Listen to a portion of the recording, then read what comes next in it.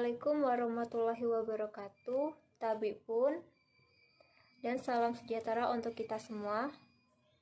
Baik, di sini perkenalkan nama saya Cindy Sintiari, asal Prodi PGSD kelas 1B, NPM 2016-0013. Baik, di sini saya akan menjelaskan tentang resume mata kuliah belajar dan pembelajaran sekolah dasar dari bab 1 sampai dengan bab 3. Bab 1 yaitu tentang hakikat belajar dan pembelajaran. Pengertian belajar. Belajar adalah suatu proses perubahan, yaitu perubahan tingkah laku sebagai hasil interaksi dengan lingkungannya dalam memenuhi kebutuhan hidupnya. Ada 5 kategori kapabilitas. Yang pertama yaitu informasi verbal, keterampilan intelektual, strategi kognitif, sikap kapabilitas, dan keterampilan motorik. Ciri-ciri belajar. Yang pertama, terjadi perubahan tingkah laku, baik yang bisa diamati atau tidak. Yang kedua, perubahan hasil tingkah laku, menetap atau permanen. Yang ketiga, proses belajar membutuhkan waktu yang tidak sebentar, di mana hasilnya adalah tingkah laku individu. 4. Tingkah laku yang tidak termasuk dalam belajar, yaitu adanya hipnosa, proses pertumbuhan, kematangan, hal gaib, mukjizat, penyakit, dan kerusakan fisik. Yang kelima, proses belajar dapat terjadi pada interaksi sosial di suatu lingkungan masyarakat. Tujuan belajar.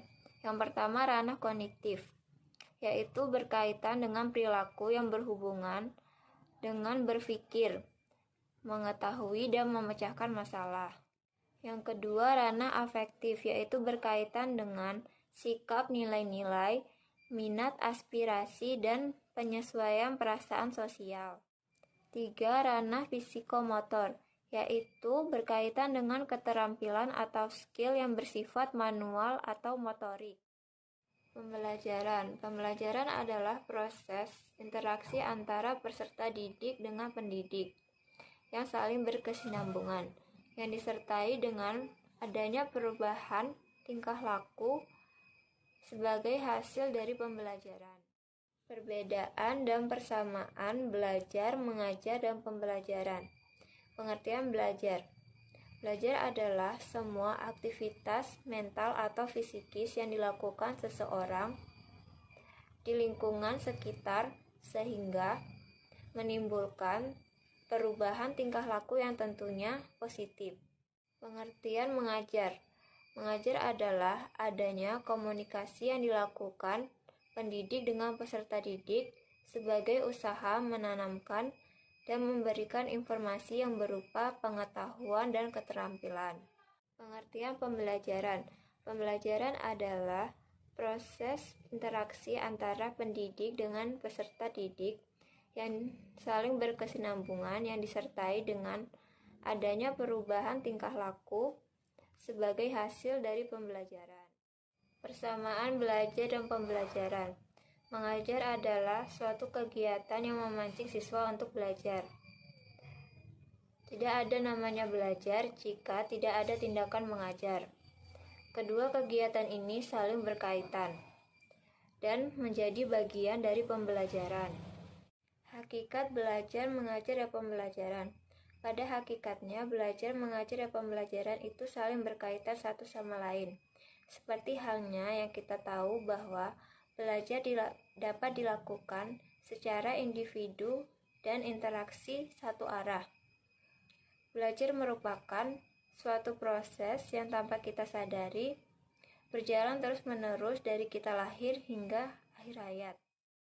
Bab 2 yaitu tentang prinsip belajar. Prinsip belajar adalah suatu hubungan antara peserta didik dengan pendidik agar siswa mendapatkan motivasi belajar yang berguna bagi dirinya sendiri. 1. Prinsip kesiapan atau readiness, yaitu proses belajar yang dipengaruhi oleh kesiapan. Yang dimaksud dengan kesiapan yaitu kondisi individu yang memungkinkan ia dapat belajar. 2. Yaitu prinsip motivasi atau motivation, Motivasi adalah kondisi dari pelajar yang memperkasai kegiatan, mengatur arah kegiatan, dan memelihara kesungguhan. 3. Prinsip persepsi. Persepsi adalah interpretasi tentang situasi yang hidup. Setiap individu melihat dunia dengan caranya sendiri dan berbeda dengan yang lain. Yang keempat adalah prinsip tujuan. Adapun halnya yang harus diperhatikan mengenai tujuan. Yang pertama, tujuan seyogyanya mewadahi kemampuan yang harus dicapai. Kedua, dalam menetapkan tujuan, seyogyanya mempertimbangkan kebutuhan individu dan masyarakat. Ketiga, pelajar dapat menerima tujuan yang dirasakan dan dapat memenuhi kebutuhannya. Yang kelima adalah prinsip perbedaan individual. Proses belajar bercorak ragam bagi setiap orang. Seyogyanya memperhatikan perbedaan individual dalam kelas sehingga dapat mempermudah mencapai tujuan belajar setinggi-tingginya. Yang keenam, prinsip transfer dan retensi. Belajar dianggap bermanfaat bila seseorang dapat menyimpan dan menerapkan hasil dalam situasi baru. Apapun yang dipelajari dalam situasi pada akhirnya akan digunakan dalam situasi yang lain. Proses tersebut dikenal dengan proses transfer. Kemampuan seseorang untuk menggunakan lagi hasil belajar disebut retensi. Yang ketujuh, prinsip belajar kognitif. Belajar kognitif melibatkan proses mengenal atau menemukan. Belajar kognitif mencakup asosiasi antar unsur, pembentukan konsep, penemuan masalah, dan keterampilan memecahkan masalah selanjutnya. Yang kedelapan, prinsip belajar afektif. Proses belajar afektif seseorang menentukan bagaimana ia menghubungkan dirinya dengan pengalaman baru. Yang kesembilan, prinsip belajar psikomotor. Proses belajar psikomotor, individu menentukan bagaimana ia mampu mengendalikan aktivitas ragawinya. Belajar psikomotor mengandung aspek mental dan fisik. 10. Prinsip evaluasi. Jenis cakupan atau validasi evaluasi dapat mempengaruhi proses belajar saat ini dan selanjutnya. Pelaksanaan latihan evaluasi memungkinkan banyak individu untuk menguji kemampuan dalam mencapai tujuan. Yang ke-11, implikasi prinsip-prinsip belajar. Adapun implikasi prinsip-prinsip belajar antara lain, yang pertama perhatian dan motivasi, kedua keaktifan, ketiga keterlibatan langsung atau pengalaman, keempat pengulangan, kelima tantangan, keenam balikan atau penguatan, dan ketujuh perbedaan individual. Bab 3 yaitu tentang komponen pembelajaran. Pembelajaran merupakan sesuatu sistem keseluruhan yang terdiri atas komponen-komponen yang berinteraksi antara satu dengan lain secara keseluruhan untuk mencapai tujuan pembelajaran yang telah ditetapkan sebelumnya. Bagian-bagian komponen pembelajaran. Berdasarkan komponen yang dikemukakan Oemar Hamalik tersebut dapat dijelaskan bahwa komponen pembelajaran meliputi komponen tujuan, siswa, guru, materi pembelajaran, metode pembelajaran, media pembelajaran, dan evaluasi pembelajaran. Yang pertama, tujuan pendidikan dan pengajaran. Mengarahkan dan membimbing kegiatan pendidikan dan peserta didik dalam proses pembelajaran. Memberi motivasi, memberikan pedoman, dan sebagainya. Yang kedua, peserta didik atau siswa. Siswa merupakan komponen pembelajaran yang terpenting karena komponen siswa sebagai pelaku dalam proses pembelajaran. Aspek penting dari komponen siswa yang harus diperhatikan adalah karakteristik. Yang ketiga, pendidik atau guru. Guru adalah komponen pembelajaran berperan sebagai pelaksana atau penggerak kegiatan pembelajaran, agar kegiatan pembelajaran berlangsung dan berhasil dengan sukses.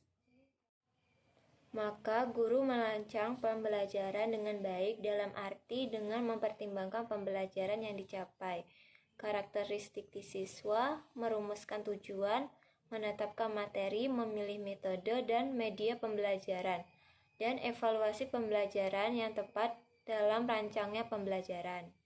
4. Materi pembelajaran. Bahan pengajaran adalah substitusi akan disampaikan dalam proses belajar mengajar. Tanpa bahan pelajaran, proses belajar mengajar tidak akan berjalan. Karena itu, pendidikan yang akan mengajar pasti memiliki dan menguasai bahan pembelajaran yang akan ia sampaikan pada anak pendidik. 5. Metode pembelajaran. Metode pembelajaran adalah komponen cara pembelajaran yang harus dilakukan oleh guru dalam menyampaikan pesan atau materi pembelajaran atau mencapai tujuan pembelajaran. Ada berbagai metode pembelajaran. Yang pertama, metode ceramah, metode tanya jawab, metode diskusi, demonstrasi, kerja kelompok, eksperimen, pemberian tugas, inquiry, problem solving, karya wisata, dan resitasi. Yang keenam, ada media pembelajaran. Pembelajaran pada hakikatnya merupakan aktivitas komunikasi antar guru dengan siswa, meskipun tidak semua pelajaran melalui komunikasi atau interaksi dengan guru. Dari pola pembelajaran dapat diketahui bahwa pada dasarnya ada dua bentuk pembelajaran yang sering dilakukan, yaitu pembelajaran tatap muka dan pembelajaran sistem jarak jauh atau pembelajaran dengan media atau bahan pembelajaran. Yang ketujuh adalah evaluasi pembelajaran. Evaluasi pembelajaran merupakan komponen yang berperan untuk menetapkan keberhasilan dan kegagalan aktivitas belajar. Evaluasi hasil belajar yaitu evaluasi yang dirancang untuk mengetahui hasil pembelajaran dalam bentuk hasil atau presentasi belajar siswa.